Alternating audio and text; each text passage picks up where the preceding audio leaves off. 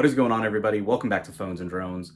So a couple of days ago, if you follow the channel, you know Apple dropped iOS 17.2 Beta 3 and watchOS 10.2 Beta 3 in addition to their typical releases of other beta software that they have, even with visionOS coming out as well with their latest Beta 6. Having said all this, we did our initial first look and all that. We did our heat test, the build number and all that. There were a couple features we didn't discuss in that video that we discovered.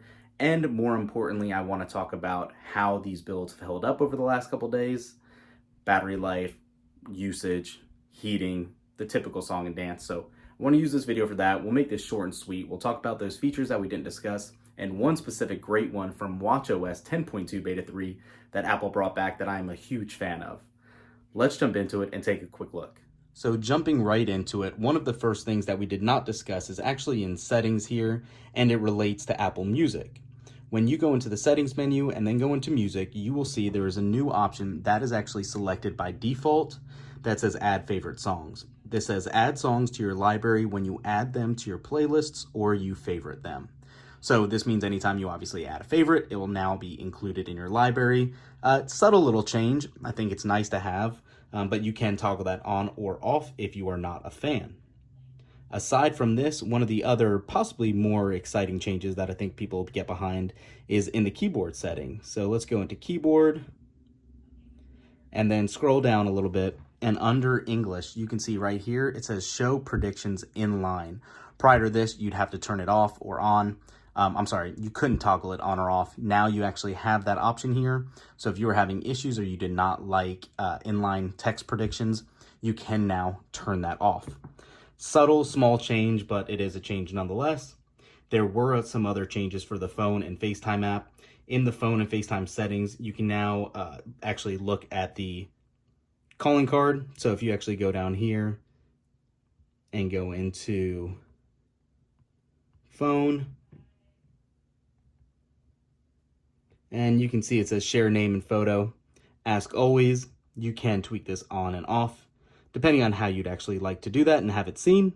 Same goes for the FaceTime app, like I said. And then also in Photos now, when opening the Photos app after you finally update to 17.2 Beta 3, there's a prompt that allows Photos to access the Apple Music library, and then it makes it enabled to curate songs for memories. So again, small, subtle change, but another one nonetheless. Those were the only ones we really didn't discuss in that prior video. Nothing major at all. Now, battery life, I can tell you, has still not been great on this. It has actually been warming up my 15 Pro Max quite a bit on this Beta 3 release. I'm not sure why. There's no consistency. I'm not watching videos necessarily or just scrolling aimlessly on TikTok or YouTube or anything like that. So I'm not sure what is causing that in this build. I'm actually curious for you guys to comment down below and let us know if you're experiencing the same thing at all there. And now on to watchOS 10.2 Beta 3. This is what I'm actually super excited about here. This is a change they finally brought back that I don't know why they did away with in prior builds, but the ability to actually swipe to change watch faces is now back only in the Watch app itself on the watch. You cannot do it from your iPhone. So if you go into settings here and then go under clock, the first option there says swipe to switch watch faces.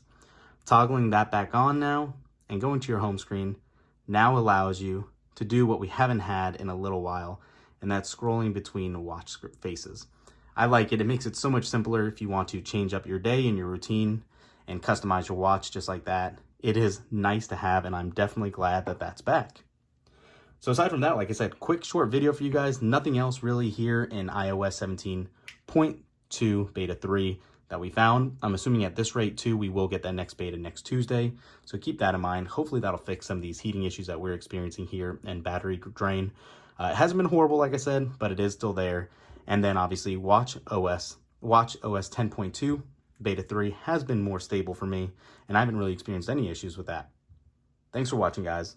We'll catch you in the next one. Peace.